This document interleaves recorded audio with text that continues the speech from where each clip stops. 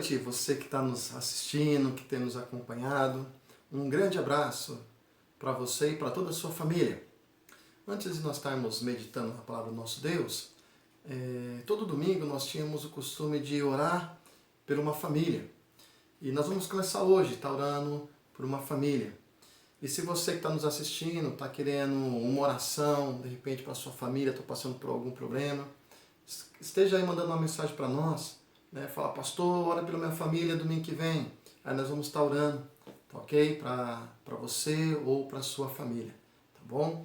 E hoje nós vamos estar orando pela família da dona Ana Lídia, tá? Eu gostaria que você também orasse por ela essa semana, tá? Quando você for orar, inclua ela nas suas orações, nossa irmã Ana Lídia. Vamos orar nesse momento pela vida dela? Pai, eu quero agradecer, ó Deus, por esses momentos, ó Pai, na Tua presença, de meditar na Tua palavra, mas também de forma especial queremos colocar a vida da Tua serva Ana Lídia diante do Senhor. O Senhor conhece a vida dela, as lutas que ela tem passado, Pai. Seja sustentando ela, que ela venha sentir o amparo do Senhor. Cuida dela, ó Deus, e de toda a sua família. Supre, ó Deus, toda a necessidade dela, Pai. Cuida da Tua serva, no nome de Jesus. Amém. Que Deus esteja aí sustentando a vida da nossa irmã Ana Lídia. E agora vamos estar ouvindo cânticos com a equipe de louvor e logo após a mensagem da palavra do nosso Deus.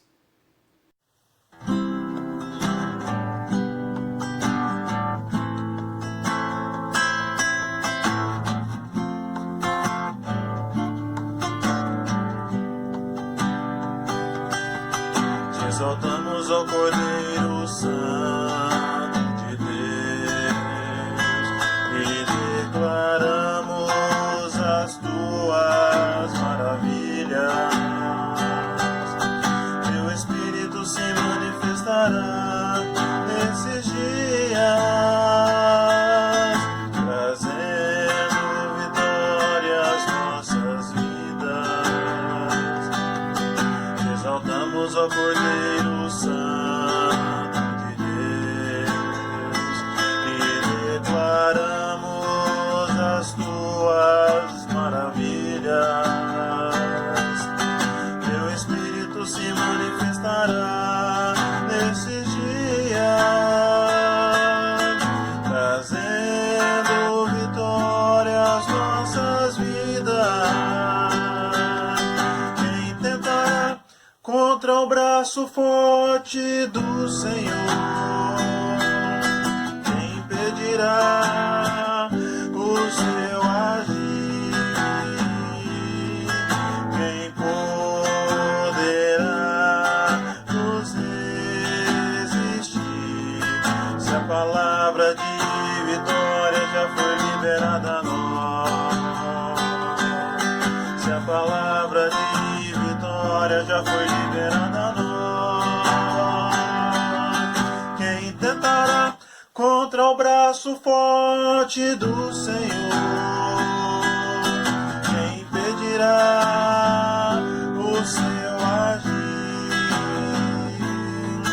Quem poderá nos resistir?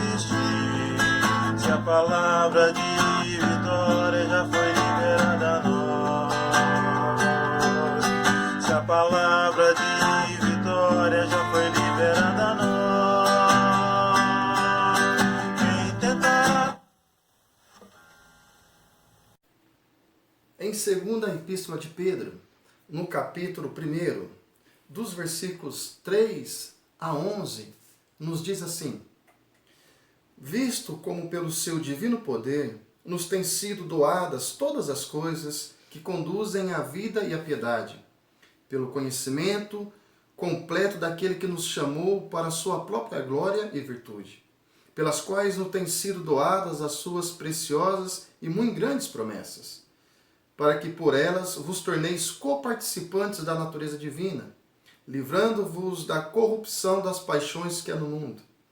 Por isso mesmo, vós, reunindo toda a vossa diligência, associai com a vossa fé a virtude, com a virtude o conhecimento, com o conhecimento o domínio próprio, Com o domínio próprio, a perseverança. Com a perseverança, a piedade. Com a piedade, a fraternidade. Com a fraternidade, o amor. Porque essas coisas existindo em vós e em vós aumentando, fazem com que não sejais nem inativos, nem infrutuosos no pleno conhecimento de nosso Senhor Jesus Cristo. Pois aquele a quem essas coisas não estão presentes é cego, vendo só o que está perto, esquecido da purificação dos seus pecados de outrora.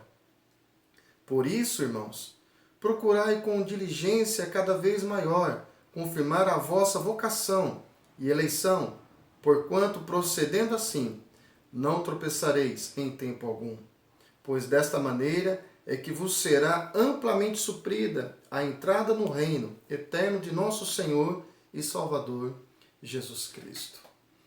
Pedro ele estava preocupado com os cristãos daquela época.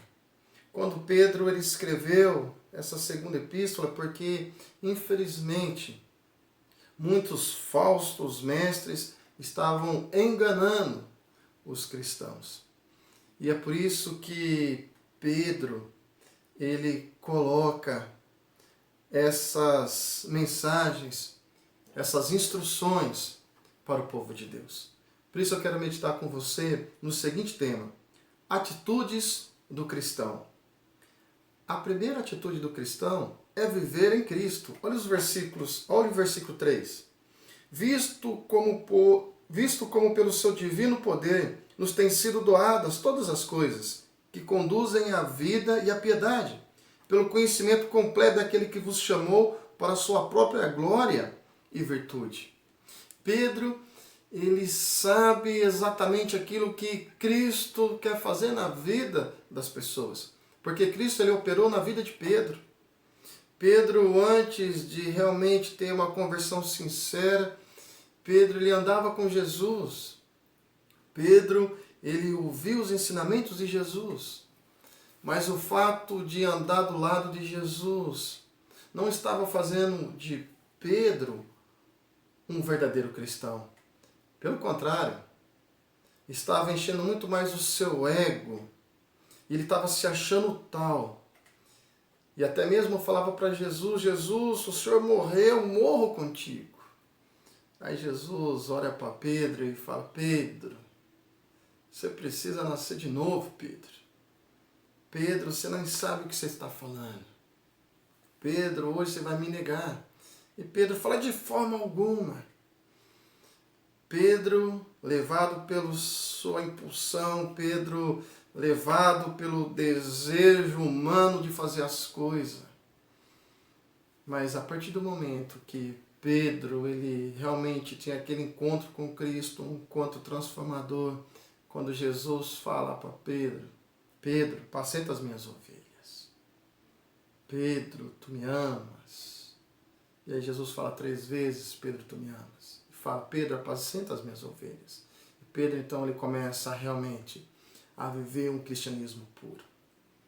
Cristianismo genuíno. Cristianismo que tem transformação de vida. E a partir daí, Pedro, agora como uma nova criatura, ele começa a seguir os passos do Mestre.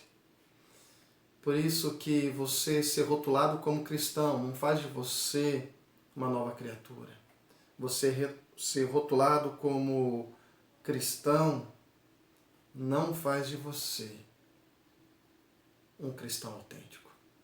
O que faz você ser um cristão autêntico é andar nos caminhos de Cristo.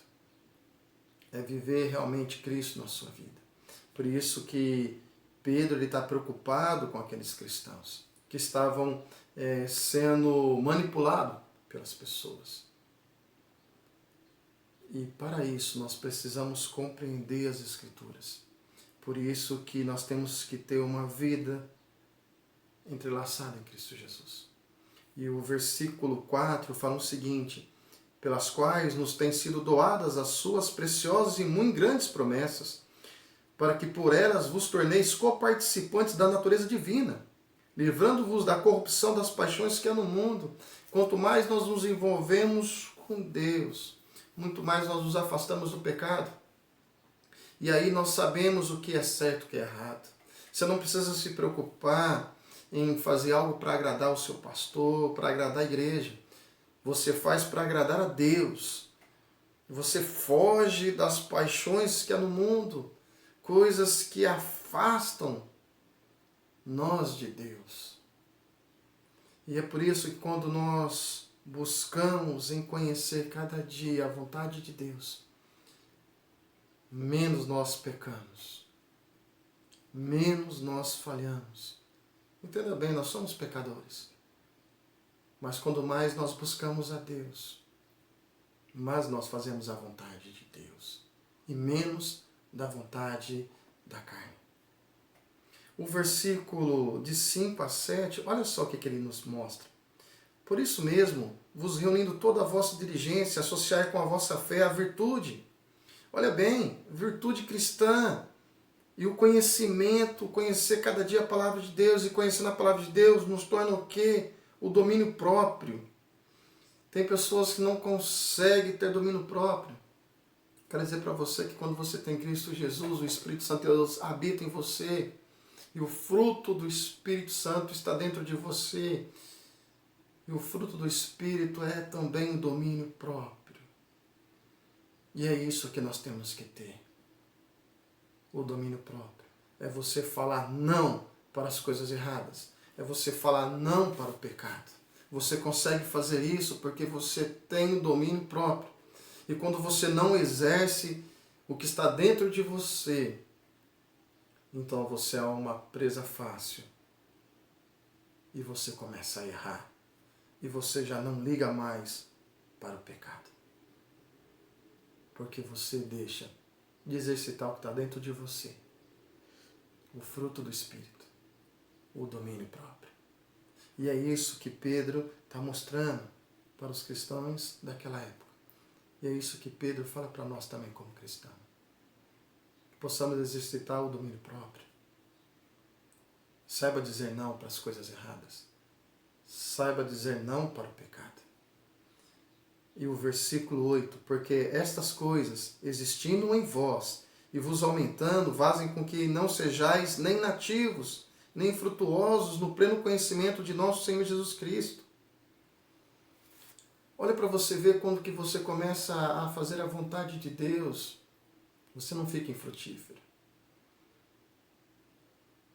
Você pode dar fruto. E é isso que Cristo espera de você.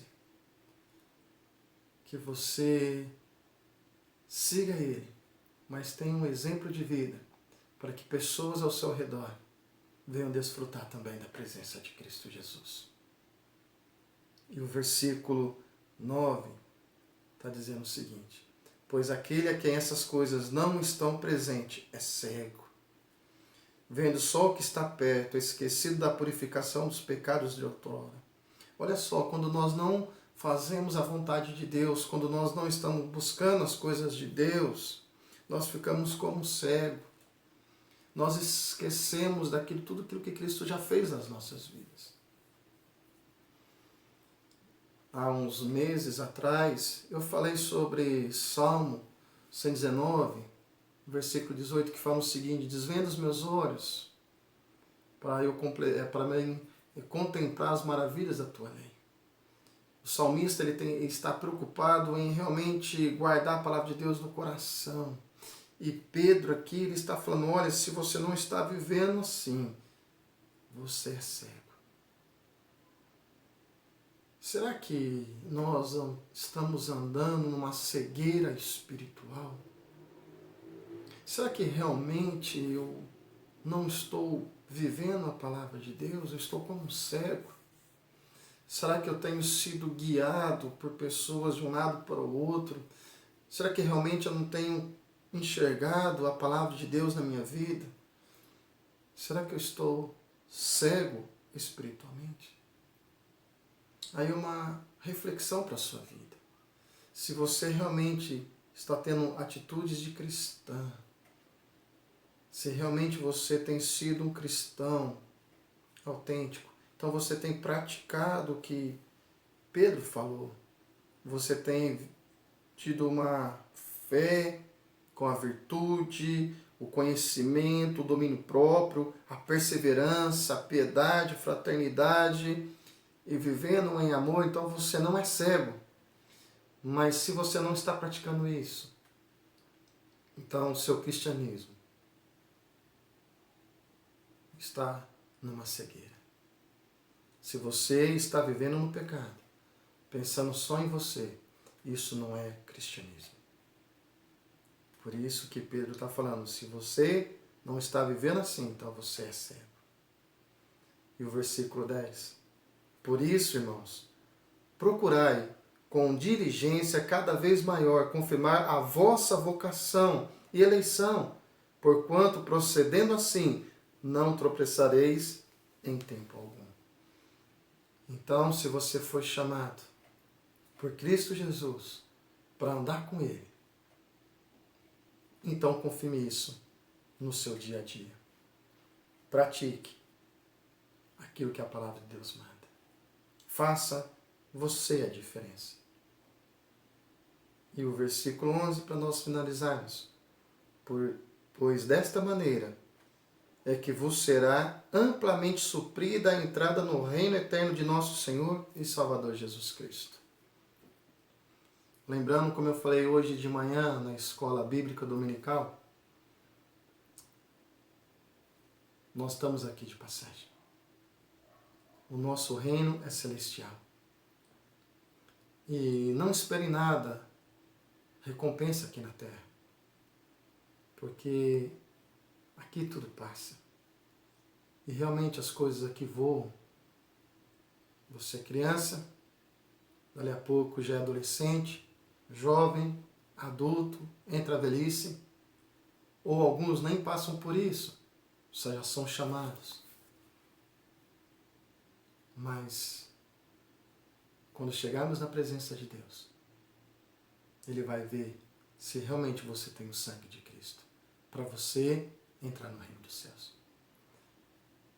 Por isso, se você que já tem a sua vida nas mãos de Cristo, pratique então um cristianismo que faça a diferença. E se você ainda não entregou a sua vida para Cristo, entregue sua vida para Cristo.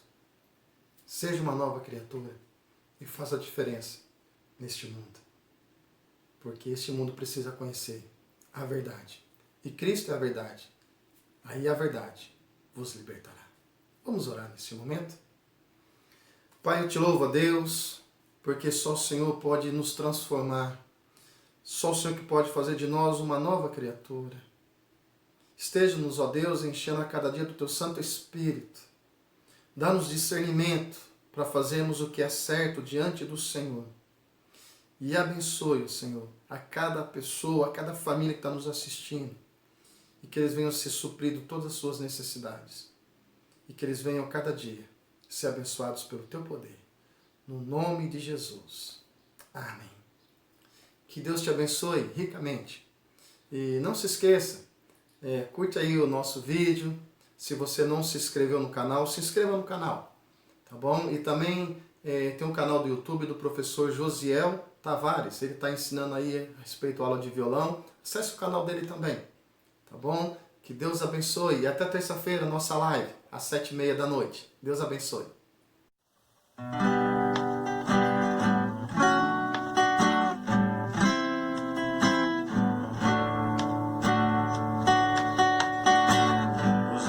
Da terra se prostrarão ante a ti, Senhor. Sim, os poderosos virão a ti e confessarão o teu poder, Senhor. Não apenas de palavras, ainda hoje. Não apenas de palavras.